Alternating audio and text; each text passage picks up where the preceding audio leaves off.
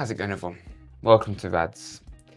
This video is not one I wanted to make, to be honest, because I didn't think we'd be stupid enough to do this, but in the space of a few days, Nottingham Forest have agreed to sell Anthony Elanga and Morgan Gibbs-White for 55 and 60 million each. Yeah, I was bought this the other day, unexpectedly, a present. Yeah, it's a bit redundant now. I may have to take this down as well, and it's only been there about a month because there's 1, 2, 3, 4, 5 pictures of Gibbs-White. Yeah, this is going to be slightly more raw and open than normal videos because I'm just, like every Forest fan, extremely frustrated and angry, really, about this whole situation. The fact that we're going to sell two of our best players, one of them is our best player, for nothing, really, in terms of what they should be getting sold for. I think, actually, having said that, I think Elanga probably has gone for a fair amount of money. But Morgan Gibbs-White going for 60 million, I cannot accept that. I mean, we're going to have to, obviously, but, you know, that feels criminal, the fact that we're selling him for 60 million. And what really grinds everyone's gears is the fact that we can't do anything about it.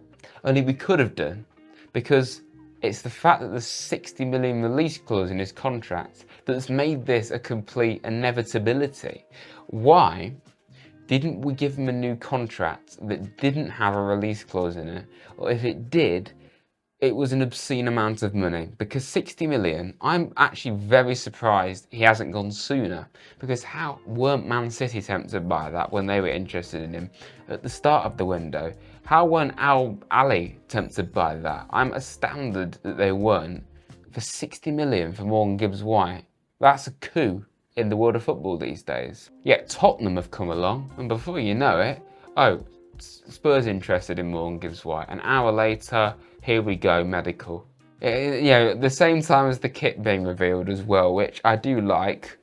Not that we're going to have many players left to actually wear it. Now, this Gibbs-White deal does genuinely seem like it has come out of the blue because it's all happened so quickly, and a release clause, if it's activated, that's that. But surely if we knew that Gibbs-White had this release clause in his contract, we should have done absolutely everything in our power to keep Anthony Elanga, because you don't want to lose both.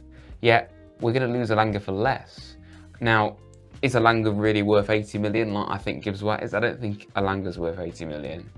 Am I stupid for saying that if we're going to lose Gibbs-White for far less than we should be doing so, we should be extremely hard to get when it comes to other players, like players that aren't worth as much as Gibbs-White? We should say, well, if you want them, you've got to bid what Gibbs-White's worth.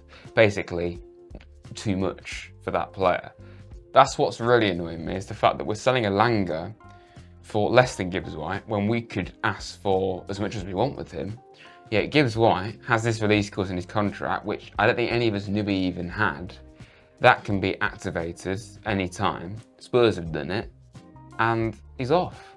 The club captain, or not the club captain, the vice captain, but he's captain more often than not than Ryan Yates. And that's what I'm so disappointed by, because I've viewed Gibbs-White over these last 3 years. He's very quickly become the centrepiece of the team. He's been everything to us. We've revolved around Gibbs-White. He's been the captain. He's genuinely felt at times like he's an academy lad.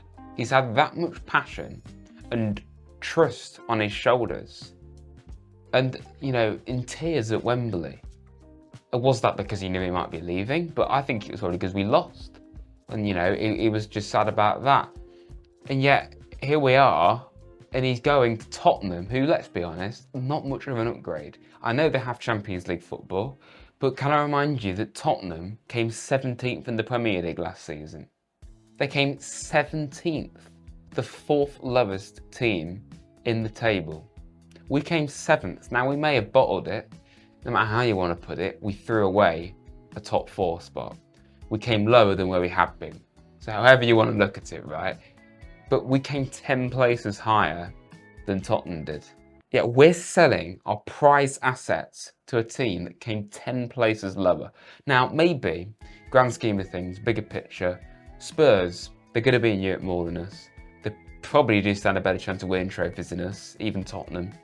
And they did obviously win a trophy, which is why they're in the Champions League. Are they a bigger club in terms of competing at the top? Yes, they're there more often than we are, of course they are. But is it really an upgrade? I don't think it is. I'm not just saying that. I really don't think it is. If he was going to someone like Liverpool, and I think every Forest fan would be even more annoyed if it was Liverpool, because they're not best liked around our parts. Regardless of what you think of Liverpool, they're a lot better than Tottenham. They're the best team in the league, one of the best in the world. I kind of get it because he's upgrading. He's going to a team that are clearly better than us. Same goes to Arsenal or Man City or Chelsea, I'd say. Newcastle as well, I actually understand that as well. You know, I wouldn't even be that happy if it was Villa, but Spurs, Man United, clubs that are technically top 6 sides but aren't acting like them. It's just, that stings even more, the fact that he's going to one of them. And then to get so little for him, for what he's worth to the team. You know, Tyler Dibbling from Southampton. Southampton want 55 million for him. He's just been relegated with only one season in the Premier League to his name. He's only 19. Is he worth 55 million? Absolutely not. But is he worth 55 million to Southampton? Yes, he's that important to them. Jack Grealish, was he ever worth 100 million? No. But to Aston Villa, his importance to their team, yeah, he was worth 100 million. Is Gibbs-White worth 80 million as a player? I don't think it's completely out of the question, but probably not. But is he worth that much to us as a team? Yes, completely. And that's what stings. We're getting not enough for our prize asset. It's happened, you know, like that, so quick.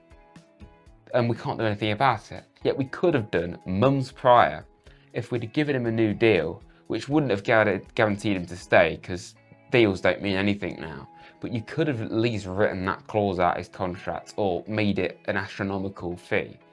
I hope you understand what I'm saying by that, because the fact that it's 60 million is going to make it so easy for clubs to then get him. And what really concerns me, really, is what does this make other clubs think of us? This is going to make other clubs think we're weak. Other clubs are going to see this and think, well, Forest are easy to get, aren't they? They're not going to play hard to get. We can bid what we want then, really. Hudson-Odoi, 40 million, where Napoli, who apparently had interest in him, 40 million, off you go. Forest, it won't be hard to bid with them. I don't want us to be known as that, and I thought we weren't that, because we'd rejected 2 previous bids from Anthony Elanga. Is it PSR that we don't know about? Have we got PSR problems that we don't know about and we've got to sell? Is it the stadium redevelopment that we're thinking about? You know, financially, we're still getting a lot of money here, but for what Gibbs-White's worth to Forest, I don't think it's enough. It just isn't. And then, I've already said this, but like Gibbs-White leaving and then you're only getting 55 for Elanga, you should do everything in your power to at least keep Elanga. Don't let both of them go. So it's good that we're keeping Nuno and Nico Olaena. You know, Hudson-Odoi is apparently going to get a new deal as well. Chris Wood, Murillo, they've all been given new deals. That's fantastic. But it just feels like you're shooting yourself in the foot. You've done a great thing and you shoot yourself in the foot because you're selling 2 of your key players. And right now, I mean, Forest Twitter is probably not the best place to go, to be honest. It gets quite toxic, but you look at it, everyone's fuming at the club and they're not really bothered about what's going on in the present, like the new kit and who's coming in next, because it's like, well, if you're going to sell your key players, I'm not really bothered if you're going to bring in Johan Wissa right now. Like, great player, I'll take him 100%, would definitely suit us. And that is obviously something we have actually tried to do again, by the way. We are interested in Wissa again, and that's good.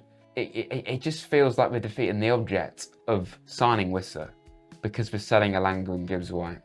I'm not like some channels where I'm just going to come in here and kick and scream, but this is the most animated I normally get, just because I'm being a bit more assertive in the way I'm talking, I suppose. But I think I've got every right. I think every Forest fan is probably feeling the same way, because it just feels like it's been far too easy and very avoidable And the fact that it's happening at the same time, I suppose the only saving grace is it's happening now, before pre-season's even started in terms of games.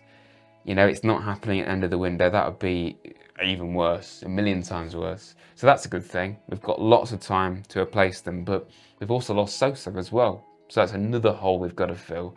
You know, do we want to upgrade Jota? He could even go. We've now got Jesus, of course, in attack alongside Chris Wood, or, you know, with Chris Wood in the number 9 role. Tyro is still here, but can we really trust him anymore? Probably not. So, you know, the attack suddenly is looking very concerning. I would say I hope you've enjoyed this video, but you probably haven't particularly enjoyed it. But if you have at least enjoyed it for the content that it is, please like the video, subscribe to Rads if you're new. And yeah, I'll be keeping you up to date and talking about all this as it happens over this transfer window, which is now looking, yeah, very difficult. Thanks for watching, everyone, and up the Reds.